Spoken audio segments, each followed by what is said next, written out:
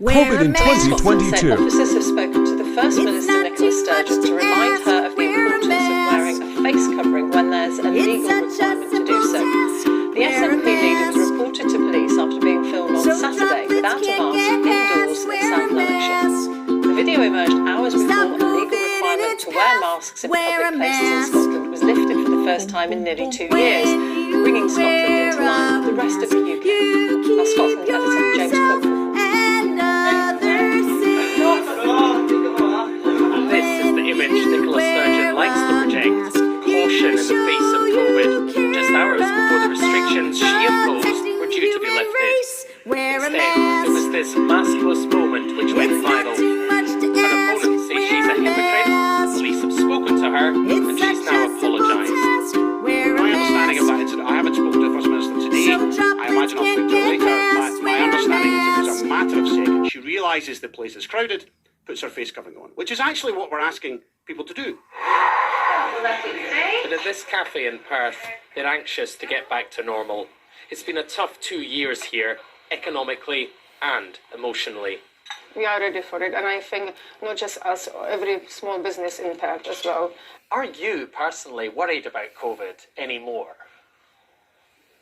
Not really. And you think it's time to get back to normal and Yes. to open up and... Yes, and Get rid take of the these face masks off and just show the beautiful smiles. But for Charmaine Dodds, COVID will never truly be over. Last April, she lost her husband Lee to the virus. This is us going to a wedding, and this is our children, Craig and Amelia, and there's Lee there. He was just 32. And you look at these pictures and you can see he's a young, fit, healthy man. I've got to cuddle my kids to sleep every night crying for their dad, so that's their way of dealing with it. Trying to grieve, but you're trying to help your children as well. And trying to put on a brave face, I think that's what's hard. Yep. And we're opening up now. Do you think that's a good idea? No. I feel it's far too soon. I feel quite nervous knowing the fact that everywhere's opening up and everyone's feeling they can just move forward as if COVID's never existed. Charmaine wants to know why it took 6 days to admit her husband to hospital. The NHS says it can't comment on individual cases. But there will be many more questions to come as public inquiries ask, how well did we cope with COVID? So can we assess Scotland's performance during the pandemic? Well, it's not just restrictions that matter. Age, population density, vaccination rates, they all make a difference. But we can try. Overall, Scotland has recorded fewer COVID deaths per head than England and Wales. But at 230 per 100,000, Scotland has the UK's highest level of excess deaths from all causes during the pandemic.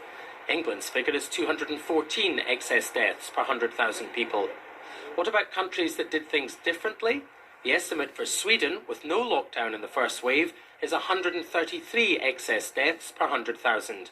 While in New Zealand, which shut itself off, estimated deaths were actually below normal, minus 43 per 100,000.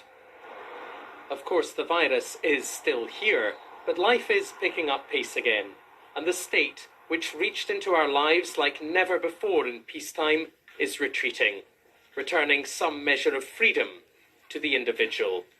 James Cook, BBC News, Perth.